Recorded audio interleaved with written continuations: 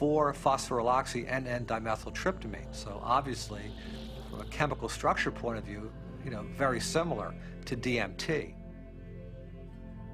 Ultimately, what I want to do is see these things used in the way that they were used traditionally, to heal people, help people.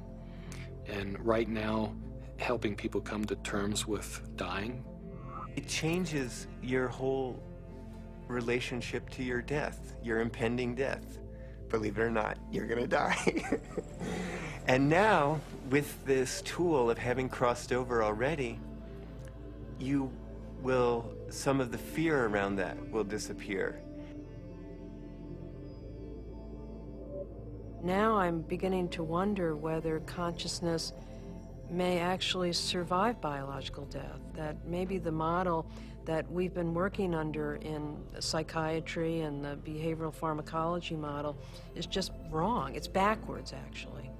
That consciousness is primary in the universe and matter is a result of. Utilizing substances like DMT or 5-methoxy-DMT may really help us prepare by practicing a transient dying experience.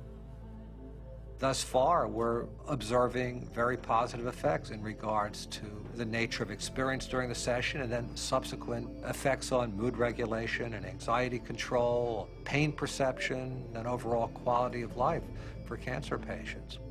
By and large, our subjects do quite well in the time they have remaining.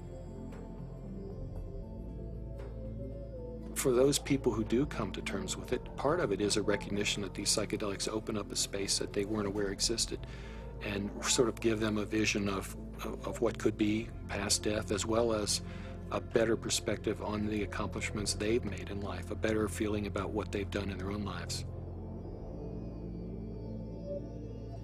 But I think all people who have psychedelic trips and meditations and so on are poking more or less into the same higher realm and receiving some information from there. If we can develop this could be absorbed into ordinary science that we could approach with the scientific method and so on, then our intelligence, our capability of survival on planet Earth would be increased.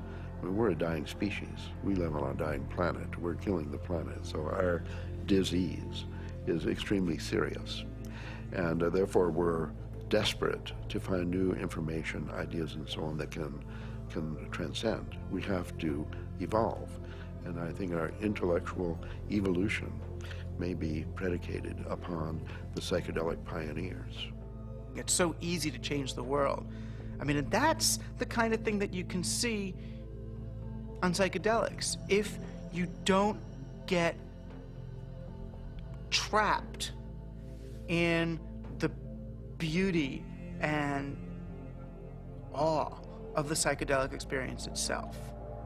You know, it's like looking through the chandelier of reality from a different vantage point. You know, you can now project through those crystals in another way, and it's beautiful. But, okay, now come back. You know, now come back. I think if I ever were to resume giving people psychedelics, particularly DMT, it wouldn't be just to kind of tinker with brain chemistry and just see what's happening. I think one of the things I also learned in the research is that you just don't want to give drugs and see what happens. That's a little, I don't know if callous is the word, but that's the first word that comes to mind. I think if you're really going to open people up like that, you need to do it for a purpose, not just for scientific curiosity. And you know, I'd like to be helpful rather than just sort of smart or clever. To my mind, is this kind of two-edged sword of simultaneously opening up to the numinous world, to the world of messages, the world of spirits, the world of entities, and at the same time rigorously taking that material into the acid bath of neurology, into sociology, into the ongoing construction of reality. And that the wisdom that these things bring is this kind of very tricky mixture of authentic religious experience with gods and messages and clear signs, and a sort of remarkable mirror of the mind. The curiosity, perhaps the uniqueness of the human creature, is that we live in both realms. We have the ability for spiritual experience, and we have the ability for physical experience. The agenda of the spirit world, if there is an agenda, is to allow us to experience our full potential and to deliver our full potential.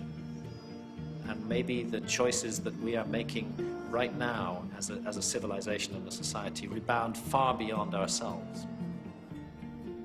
And I think DMT is a forcible reminder that there's a lot more about reality, the universe, ourselves, the biosphere, whatever, that there's a lot more to it than we imagine.